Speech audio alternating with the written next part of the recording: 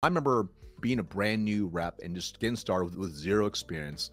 And the way I was trained up was, number one, given a manual written by people who had never done the job before. But you can imagine that's a terrible way to train someone, right? And then essentially just kind of thrown into the deep end and said, good luck, hopefully you can figure it out. And I realized that's obviously not very effective because obviously I really struggled. Now, fortunately, over time, I eventually started to kind of figure it out. And as I started progressing my career, I got promoted to a leadership role. I realized I couldn't do the same thing to the people that are on my team because, number one, it took a long time to hire people, right? So by the time I hired the right person, I was already going to be behind. Number two, I also realized if I just threw them in the deep end, did what was done to me, it was setting them up for failure.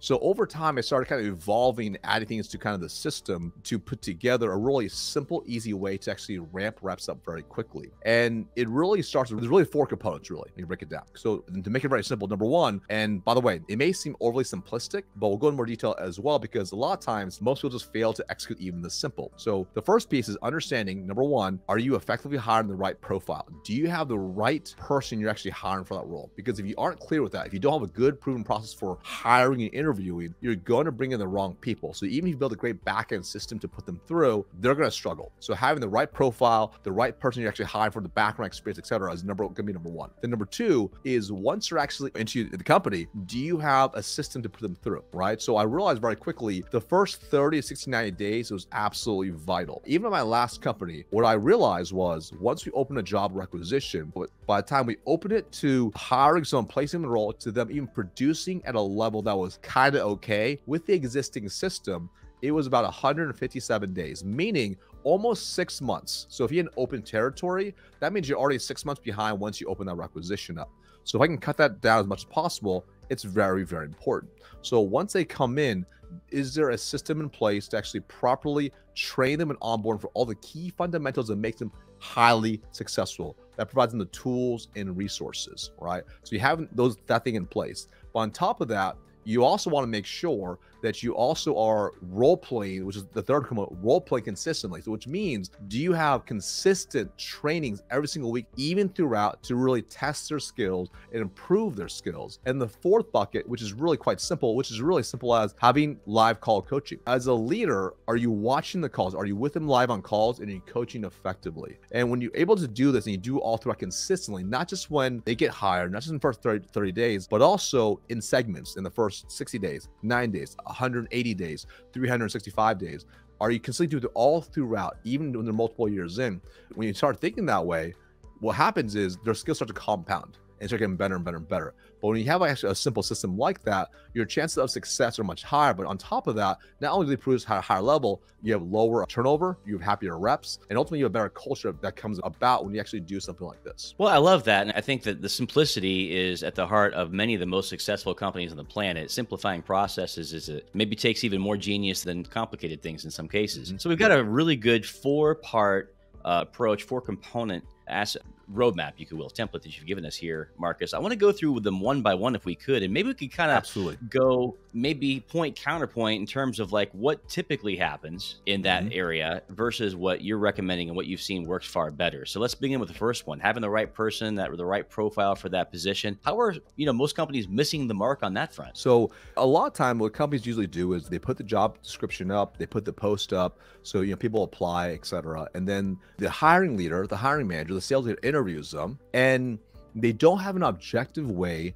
to really see how good that person. They ask them basic interview questions if they have any, and they're like, okay, cool, like they seem like they're pretty likable, pretty coachable, and they kind of hire them based off that. Now, if you have naturally really good hiring instincts, that might work for you, but most people don't, especially if you never hired people before. So instead, what you really want to have is, or just key, first off, number one, what are key characteristics of past hires you've made that have the things you can make them a rock star rep? Right? That could be anything from coachability, adaptability, self-driven, whatever it's going to be. So you uncover those are. But then number two, are you curating interview questions to help them explain to you what those things are, or that display those characteristics? So for example here, instead of saying, oh, like, are you driven? Oh yeah, I'm super driven. Okay, that's a pretty terrible question to ask. Hey, versus, give me a specific example where you took major initiative when no one asked you to at work and you displayed exemplary results. And you want to listen carefully. What do they say about that? What type of initiative did they actually take, right? That's really important. Also, think about even the role by itself. What are specific things or skills that you actually require in the role that make them really excel? So for example, most salespeople are quite awful at handling objections, asking tough questions. So how can you incorporate those type of questions into the role or into the interview, excuse me? Then that's doing stuff like doing role plays, right? So for example, I would actually put them through multiple role plays live in the interview with me to help me vet them out. It wasn't perfect by any means, but it gave me a pretty good idea. So for example, like I would test them out and say, hey, listen, let's imagine you just had a great job doing discovery. You did a great demo. You present the pricing. They love you. And they say, pricing sounds good. Everything sounds good. And they say, let me think about it. Go. What do you say next? And have them role play out loud with you in that same situation. Now, you're not looking for them to do it perfectly the way you want to do it, but you want to see instinctually on the spot how they respond. They might talk a big game already, but can they actually deliver when you're actually putting them on the spot? And if they flounder, that's not good. Now, the second note is I personally was looking for coachability. So if they didn't do a good job, I would coach them and I want to see how they respond. If they were sound completely defeated after I coached them, they're probably not very coachable. But if they're like, wow, that was awesome. Can I try again? Let me try this time with you. Now, the potential might be more coachable because of that. Love that. Well, I definitely think that there are some ways we can like pull out somebody's skills in an interview, but this also seems pretty challenging. Can you maybe give us even more specific of an example? You've got my curiosity piqued. Are you setting them up in sort of a sales scenario and giving them a theoretical objection, or are you like taking them on personally? Like, what does that actually look like in practice? Yeah, so if you have a multi-stage process, right, which is most ideal. So first stage is going to be simple as like just that interview, and you're going to do probably hopefully some role plays with them live. And I like to eliminate some of their concerns or objections, which is, well, I don't know your industry yet, I don't know your product, etc. So I literally say, hey, listen, I want you to imagine you're at your current company selling the same thing. This is what happens. How do you respond, right? As a first stage. If they do a good job with that, what I do recommend next is have them actually go on live sales calls, right? So take them on your top reps, have them go on the calls, and how do they carry themselves? What kind of questions do they prepare? What do they really like? Are they even on time? What's their preparation? Because this is also their time to talk to someone on the team to see if it's a good fit for them as well. So all those things can give you a really good idea because of that. So for example, back in corporate, that's what we would do. One of the stages was we bring them back in, we were field reps, meaning in person. They would hang out for half a day and they would go into the field with my team and they hang out, they have lunch together, they go out, they maybe get breakfast together, they're going to the field to meet the prospects, they're cold calling together, they're doing all those things. So that way they're able to get a real taste of the job, number one, but also we got to see what they were like. And I'd always have my top reps, I would say, hey, listen, have them take over parts of the call, have them do certain parts of it and see how they feel. Now, if they're like gung-ho and ready to go, they're like, yeah, give me the ball, let's go. Which I like people who have that type of drive. If they were like, well, they have a bunch of excuses, well, again, that tells you something. On top of that, the questions they would ask my rep told me a lot about them as well. Because whatever they asked my rep about would tell me what's probably really on their mind, what's most important to them.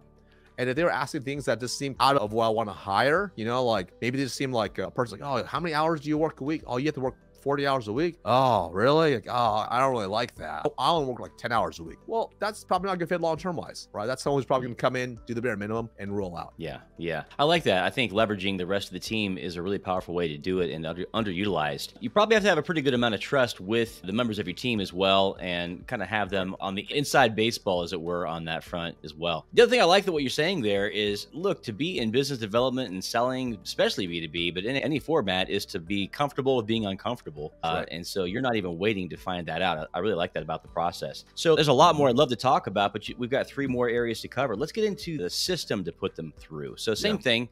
Where is that lacking in most companies from your experience, and what should that look like? Yeah, so most companies, either number one, they have an enablement team that puts together some sort of training, which is probably better than having nothing, first off, but they have something in place. But is it stuff that's actually theoretical, or is it actually what's actually happening in the field on the Zoom calls day to day, every single day in the life of a sales professional, right? And I find most of the time it's not, or it's put together by people who maybe, hate to say it, maybe they weren't even that good at sales, so they're not able to actually articulate and deliver it in a way that's actually going to improve their skill sets, right? That's a very dangerous game, right? Or some companies have nothing, and kind of similar to what was like for me, was they're thrown into the deep end because that was like good luck. Now, obviously that leads to very, very terrible results. And I always equate to, if you want to run a high performing sales team, it's like running a high performing sports team, right? If you have a really good coach, the coach has a system in place, and they take a player who's already good, they put into the system, and they're a freaking rock star. But they're able to do it repeatedly. So in comes one rep, out comes a rock star. In comes one rep, out comes another rock star. And you want to think about your system like the same way. And you want to get super granular,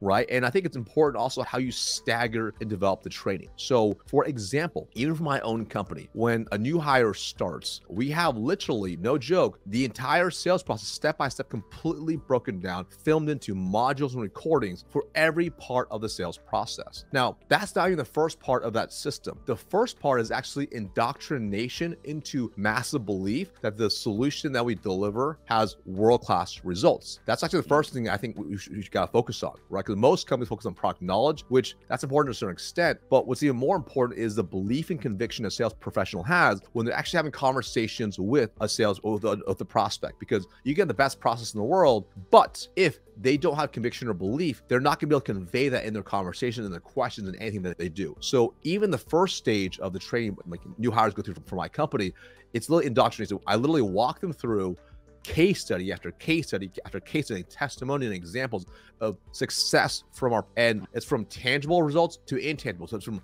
actual results, from whether it's reps who are 2, 3, 4, 5xing their income in a single year, to getting promoted, to how confident they feel, to the stress reduced, to all these things that's really, really important to them. So I have them go through all that first before even learning about the product is. And it's really, really important because this now sets them up for success. Like, oh, I believe it now. So now they're gonna be much more open to learning everything else on how to actually deliver this transformation. So then from there, we go to obviously a little bit basic product knowledge, which is important to a certain extent, but it's not that important still. But then actually literally go through everything. So it's not just how we make cold calls or how we do outbound or how we win discovery. It's literally, how do you structure your day?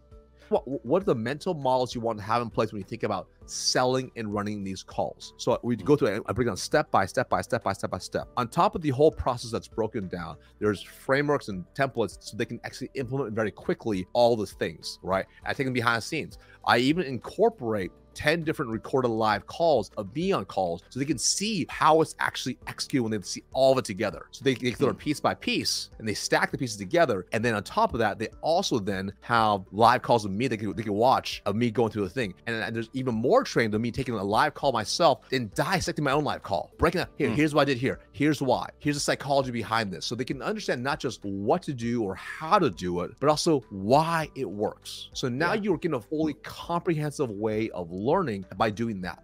And when you do that, when you do it that way, you actually start building skills. You actually start increasing skills and knowledge, right? Now, on top of that whole system that they go through, which is all modularized, you know, like we also have weekly meetings. So every Monday and Wednesday, you know, we have team meetings, right? So we're doing training, we're discussing, and we're very live, we're very present. So we're keeping the skills ongoing, just really sharp as a result. So that's part of the system. So that's from onboarding all the way through. Because the reality is I don't know about you, but I can watch a video one time, read a book one time, but I'll remember maybe 10% of it max.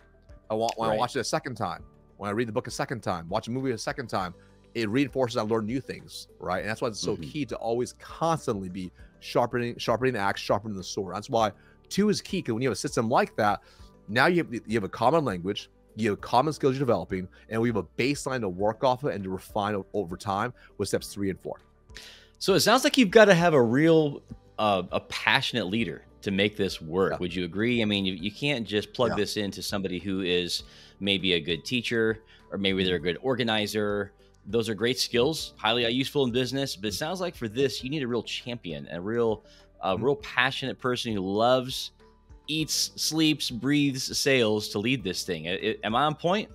Well, I mean, I guess at the end of the day, you have a couple options here, right? You can be a sales leader who does not do things like this. And what's going to happen is you'll have probably 30, 40, 50% plus turnover. So what ends up happening is they'll kill your growth. And you're always trying to fill open territories, and you'll be way more stressed out, and you won't actually be able to effectively be a great sales leader. You go from job to job. That's one option. Or number 2, you realize one of the core skills you have to develop as a sales leader is, how do I make my team the best version of them? And when you realize that, this is merely a means to the end, if you will, right? There's many ways to skin a cat. This way I found to be most effective for reducing turnover. So for example, I'll give you a very simple example, right? So one of the sales team I took over years ago, they were typically doing about $8 million in total contract value a year, right? It was okay, not very much for the size of the team that they had. I took it over, started implementing this system, right? Modified for that company as a different company. And we went from 8 million to 23 million in a couple of years, total contract value every single year. And the difference was because now we had a system, took turnover from 50% down to 17%, right? And that's including people that I'm terminating because they simply can't hack it, right? So think about that. When's the last time you heard of a sales team who had less than 20% turnover, right? It's very rare. It very rarely happens, right? For the whole year. So, and the reason is because when you have all the components together, the pieces are simple, but they're fundamental legs to the stool. When you have all together, it builds a really strong foundation and allows you to have replicatable success. And this is actually how I was able to go from that team of 20, leading 20 reps, to getting promoted leading team of 85 with multiple leaders in between, and then repeating that same system over and over, because now at a bigger org, right? But you can't do that with a system. Otherwise, you feel like you're chasing your tail. But you have to have a system to actually scale and grow your actual business. Yeah. You know, you put me in mind of what one of my friends and a former client of mine says, Grant Cardone, that, you know, it's going to be hard one way or the other. It's going to be hard when you don't succeed, and it's hard to succeed. Why not just have it be hard and succeed? I didn't quote him directly, but he says something, there's a lot of versions of that. And it sounds like there's some work involved, but you're conveying an awful lot of passion. And you almost are, you've got to be sold on it yourself. I love how you focused on that as well early on, when you are coming into a company and it's like, I'm following a bunch of rules and I'm spitting out a bunch of facts and I'm just going to be judged on my performance. That feels very different from this, hey, we do some great things for our clients and you're sold on that. And now I've got this. I mean, you can actually feel really good about your service, because I think sales does get a bad name because it's all about pushing people, where this is more about serving people. I mean, even the way you're describing the training and management role sounds like, you know, a true coach. And the job of the coach is to make the player successful, right? He or she is actually invested in making them get it done, helping them improve all the time, every day. There's a lot more, man. You're getting me excited about this. I love all the you know, the aspects of selling. Sometimes it becomes a little too much of a system. This is some really great stuff though about building humans. So we got, what I'm hearing from you is, all right, plug the right people into a great system that kind of ramps them into this culture of yours in the right way, and then you have a set of disciplines that kind of keeps that it kind of looks like this, right? Then you kind of keep the growth going over time. So that takes the form of role play and also live call coaching. So let's get some best practices to the listener on those two to close out our conversation today. Absolutely. So role playing is, so I used to call it real playing, because I think the mistake a lot of people make with role playing is it kind of, let's just say if you're the sales leader and you're having your rep role play with you and you're the prospect, most of them I find, most of those leaders act like just like an easy prospect. But the truth is most prospects are kind of hard, especially if you're doing cold outbound. So we would do real plays. I would real play with my team every single week, right? And I still do it to this day. Right? But there's a way to do it. So for example, if we're going to reteach a new concept, I would teach the concept and then I would pick someone on my team that I knew would probably bust me up a little bit and be really tough to be the salesperson, or to be the prospect, and I would be the salesperson. And then I would role play the concept live. And I want them to be tough on me, giving me objections so they could see me do it live and just handle it, running the process I just taught them, and then I'd have them do it. And then I'll be the toughest prospect possible. We would role play the toughest situations, because what I wanted to do was build their muscle memory, build their rejection tolerance, and really improve their skills. Because when you start thinking this way and you practice for the worst possible situations, when you're actually live on those calls, it's never all those bad things add up together. It's only a couple of those things. So it becomes easy. So let me give you a really specific example. So for example, when we role play cold calling, I'll role play, prepare. I'm like, I want you to prepare for 4 to 5 no's. 4 to 5 no's. That's how we role play. That's how we real play. And we go through 4 to 5 no's. And the first, when we do it early on, they're not very good. They're kind of good, maybe 1 or 2. And then over time, with consistency, every single Wednesday, that muscle gets bigger and stronger. So over time, suddenly before you know it, now they're strong. They can handle 4 or 5 no's. And what happens when they're actually on the phones? They get maybe 2 or 3 no's. So when they're expecting 5, they only get 2 or 3. It's laughable. It's like, oh, that's it? That's all you got? Let's go. Yeah. Right? And that's why the role plays are so critical. But you have to do it consistently. The mistake many people make is they only role play when the team is underperforming. They only train when the team is underperforming. But the reality is the top 1% sales teams or top 1% professional athletes of the world, they don't practice when they struggle. They practice all the time. Right? Because the truth is, pros practice more than they play. Amateurs play more than they practice. They never practice, and they just want to play the game. And thus, they're never ready to show up when it's time to show up. So that's really, really important that you as a leader are building this as part of your system to implement consistently early on and later on as well. So even with new hires, the role plays were much more free. We role play every single day as a new hire. Every single day, because I knew they're early, they're excited, they have that rookie energy. I know it's going to fade. I'm going to make sure early on within the honeymoon stage, I'm going to maximize it. I'm going to make sure we're leveraging the energy in the right way. We're channeling it into advancing skills. And when you advance their skills that way, when things get tough, because it will get tough, they're pretty strong. They're more bulletproof, right? And then the last piece is live call coaching. The mistake many leaders make is they only listen to calls when there's maybe issues. Oh no, we're not closing anymore. What's going on? Let me listen to calls, right? If even that. Or they say, oh, I'm too busy for calls. I don't have time to listen to calls. I'm too busy. I got like, well, no, your number one KPI is results, your team's results, right? What is going to drive your team's results the best? If your reps are the best. You can't close every deal for your rep, but you can make your team better, right? So listening to calls, being live with the calls is really important, because you can see live now, how are they implementing these real plays that they're doing, on the off time live on the calls? How are they actually implementing these things you've been teaching them? How are you course correcting? And that's really important, because now you can also, number one, not just course correct it, but also you can recognize the behaviors and reinforce the ones you want to see keep going. So for example, hey, Marcus, you did a really good job here with that objection, and you didn't just try to handle it, you dove in deeper, you empathized them, they really felt heard, and you got so clear that their initial surface level objection wasn't even real. It's something totally different. So really good job on covering that. So now it's like, cool, it's reinforcing the right behaviors, you're actually being a leader now, and then you can coach the incorrect behaviors, right? And that's really important. This is something that's happening all the time, right? So even back in corporate, when I had a sales team of 20, I was in the field with my reps at least 4 half days a week, meaning about 5-6 hours each time. I was riding with a sales professional in the field, going to the appointments with them, not sitting there with a clipboard, just like trying to check mark and judge them. Not at all. We're team selling. I'm learning from them, they're learning from me, right? I might say, hey, listen, this next call, I want you to run the front part, I run the back end, okay? And let's switch, right? Hey, good job here. Let's focus on the next call. Let's try focusing on this now. So what happens is I'm making them stronger over time. When you do live call coaching, or you're riding with your reps or hanging out with your reps, it's not about let me beat you up and find out all your wrong areas. It's let me reinforce the right behaviors and also find some areas to help improve. And when you can do it consistently, your reps also now realize you're in it to help them. You actually want to help them get bigger. You want to help them maximize the skills that will improve their livelihood the fastest. So when you actually truly understand that, and you realize leadership is about true service, it becomes a different game. If you just sit back and try to be an armchair quarterback, then your team will struggle. You'll have high turnover, and they'll ultimately and eventually fail and quit you over time. Well, I'll tell you what, there's a lot of great insights here, and our conversation has already gone by so quickly, Marcus. I love it.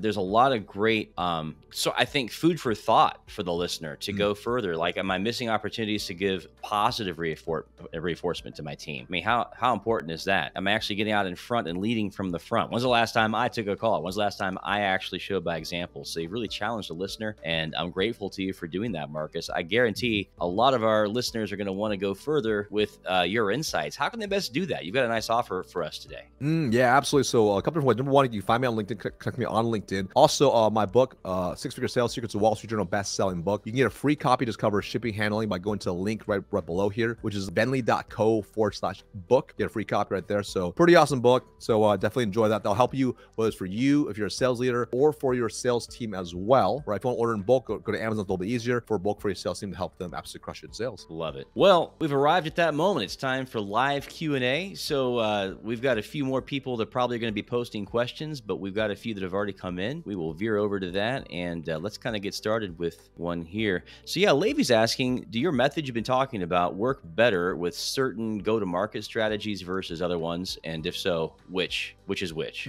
Yeah, good question. I mean, I think ultimately, when I think about what I discussed today, these are frameworks, right? These are frameworks that you want to take and apply, right? I think if we take something and say, hey, this will apply perfectly to the one strategy versus the other, that might be the wrong way to think about this, because at the end of the day, nothing's binary, right? It's not right or wrong one way or the other way. It's how can I take the essence of what Marcus is talking about, the framework here, and apply to this specific GTM strategy? We start thinking this way, it's like, interesting. For example, like let's just say, for example, if you run a team that's all virtual remote, which is the majority of teams, what my team is, like you might be like, I can't necessarily, I can't go and get in the car and ride them going means like, of course not. That wouldn't make any sense. It wouldn't work that way. But what can you do?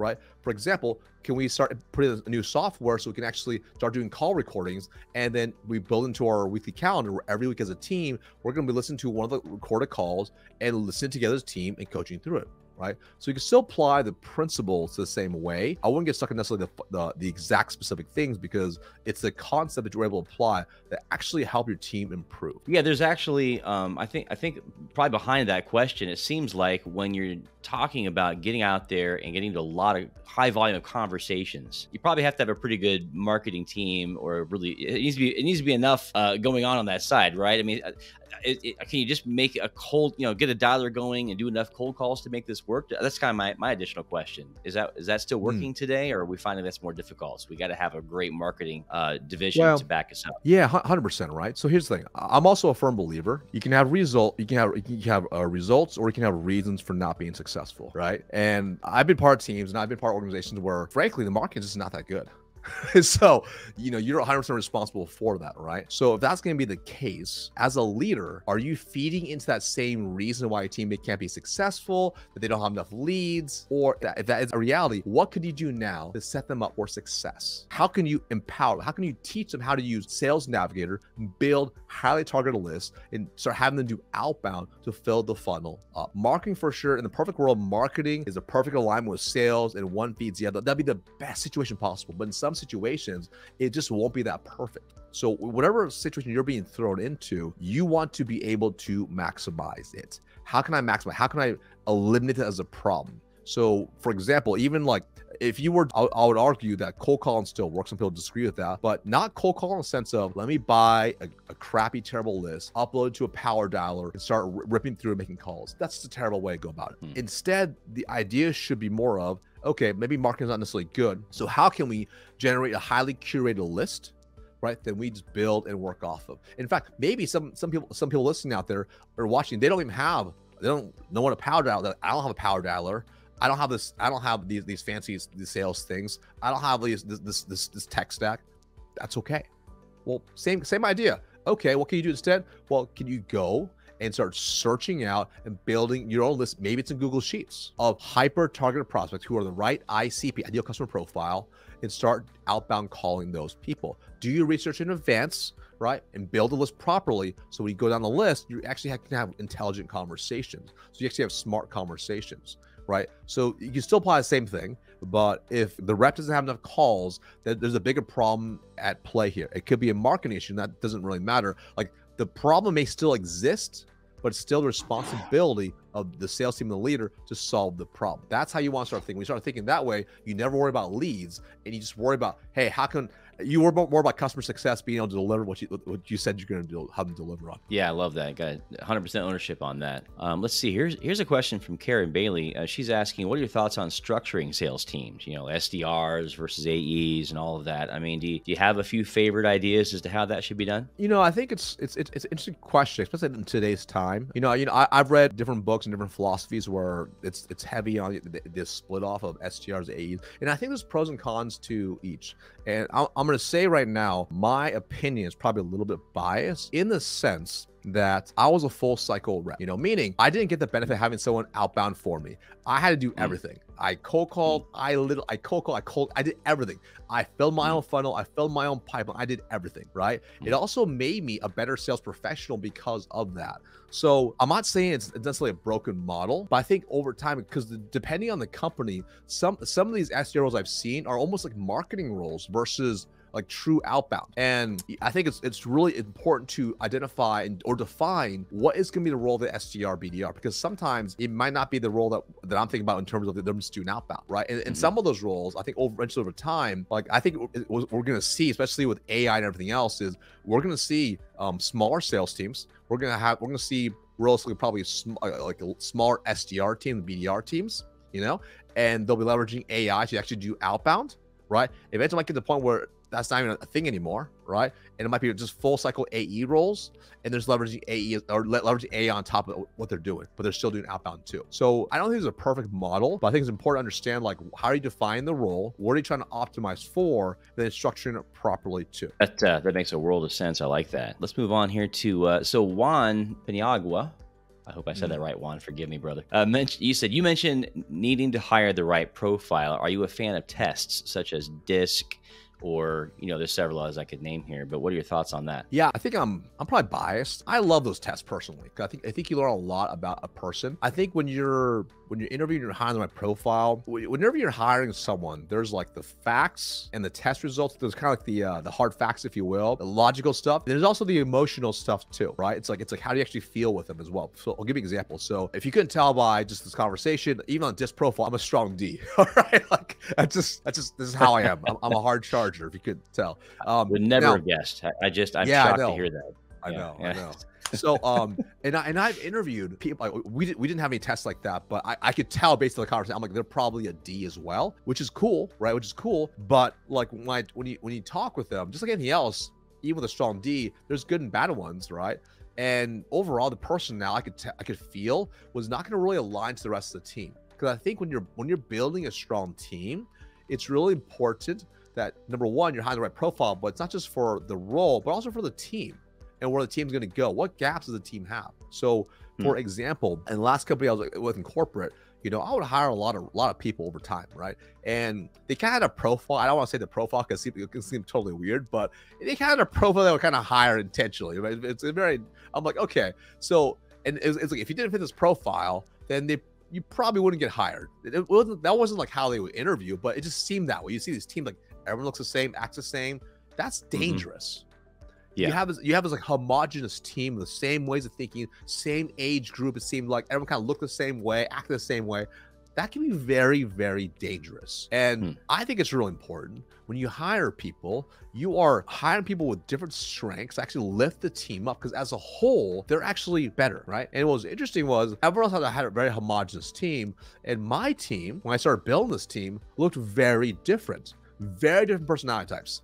So like I'm very intense. I have people that are not as intense. I have people that are more emotional. We had more people that are just like it was like we had a lot of females on our team, different ages, different background, different gender. So we had like a really diverse team. And if you looked at my team at the annual sales meeting, it just looked different than the makeup of other teams. Strangely enough, a year or two later, we're one of the top teams year after year after year, right? Yeah. Because we had a diversity of thought. That's why I think you have to be careful a little bit, because the instinct is going to be, hey, they're an X profile, we're only going to hire that. Yeah. So I'd much rather hire off, characteristics and values, and their beliefs versus just a personality. So take it all into consideration when you're making a hiring decision. Yeah. Yeah. I love what you're talking about there. The idea of it's put a couple ideas in my head. It reminds me of famous sayings that aren't exactly right until you make one little tweak, like knowledge is power. It's a great saying. Well, only once it's applied, right? That's right. And well, diversity is our strength. Well, only once you're really unified on a common mission, then it is. If not, it's just a thing. I mean, it might or might not be, right? So it sounds like you marshal a team that did have common values. So when you use the word profile, you're not really talking maybe about the same thing somebody else might be. It sounds like it's more like a set of values and maybe some life choices. Maybe they want a little more for themselves. Maybe expand on it a little bit. What was that core of the profile, since there is that diversity around that? Yeah, so I mean, like, there's a few things, right? So like, there's gonna be simple stuff like I think it'll be pretty common across the board. Like, what type of sales acumen do they have? I think it's important. Like, instinctually, how do they engage with you? Like, when you meet them, are they awkward? Are they like do they even prepare for the conversation? Like, that's like stuff. It's not really crazy, but it's kind of shocking that should be a requirement, right? So that's really important. I want to know, are they adaptable, right? Do they have good AQ? So like, know when things pivot, how do they adapt to that? So I might ask a question like this, like, hey, give me a specific example of a time when you had a set plan in place, something catastrophic happened. What did you do next? And I want to find out exactly what do they do? And also, how do they define catastrophic? Right? Like, I hate to say it, but sometimes it's like, I mean, this is kind of crazy, but like one of the questions I would ask, and this is kind of a good example, I would ask like, give me an example of something that was really challenging that you overcame and you were able to accomplish in life. I just want to hear generally speaking, right? And no offense if this is you, but sometimes I'll get an answer like, oh, like, I'm really proud that I went to college and I graduated. I'm like, wait, hold on. So nice. Will they freely give you loans to go to school, you went and party and you graduated, you just got above a D? That's your proudest accomplishment? right? Like I'm Yeah. out, right? Like it's like, so stuff like that, I think is important as well. Someone mentioned grit earlier. Like having a level like of grit and perseverance is really important. You know, like that's just like, you know, at the end of the day, I think the number one determinant for success is delayed gratification, right? Being able to do something consistently, even when it sucks and it feels like, you know, it's not desirable and you can't see the end. Are you able to persevere and push through? Because oftentimes we know in sales, the hardest territory to manage is right between the ears. So if we know it to be true, that's basically what sales is all the time. So if you don't have that, what do you actually have? I think it's really important, right? How about drive? I want to have a drive. Are they driven? Do they expect a lot of themselves? Like, one of the worst things you can do is hire someone who has low expectations of themselves. Because when they perform to a certain level, they're going to be good. They're going to be stagnant, right? Because they're not going to be able to push past it, right? So I'll give you a really simple example. So it's not necessarily what they've already achieved, but mostly what their goals are. So for example, somehow I'll literally ask them like, hey, like what do you want to make? What would be your dream income and why? I want to find out what that number is, right? And I'm not looking for a massively high number by any means, but I want to understand the reasoning behind it. Right? They're like, oh, I want to make 200K. Okay, cool. Like, why is it? I don't know. Just, I guess that'd be nice. You know, like, it'd be nice to get there. Well, the reality is like, that's not right. There's no true why or drive behind that. Right? Versus, hey, I'll make $200,000. And here's why. Because my kid has like 30 different allergies. We're going to go to this allergy institute. It's really expensive. So I want to save up money and take him there to get rid of all his allergies. It's going to cost X amount. In order to get that, I have to do it. And you know what? I do it for my family. I do it for them because growing up, I never had the opportunity. So there's a fire inside, a drive that I can't create. They got to have it. So I can cover some of these things as examples that hopefully it puts them in a highest likelihood to actually be successful. Because again, if you hire someone who's got low drive and low motivation, they're going to call in sick. They're not going to show up. When things get hard, they're going to give up. We don't want that. Every time you have turnover, every time the fire someone, every time someone like just quits, that kills your growth. It puts you back many months, costs you thousands of dollars. Yeah. Yeah, the average bad hire, I've seen a lot of numbers, can cost you anywhere from 60 to 120 grand. And so it's definitely something to consider very carefully. Well, Marcus, it's been a value-packed episode. I'm grateful to you for being here. You're a fantastic guest. You're welcome back anytime. Thanks for being on the show. Thank you so much for having me on. It's been a pleasure.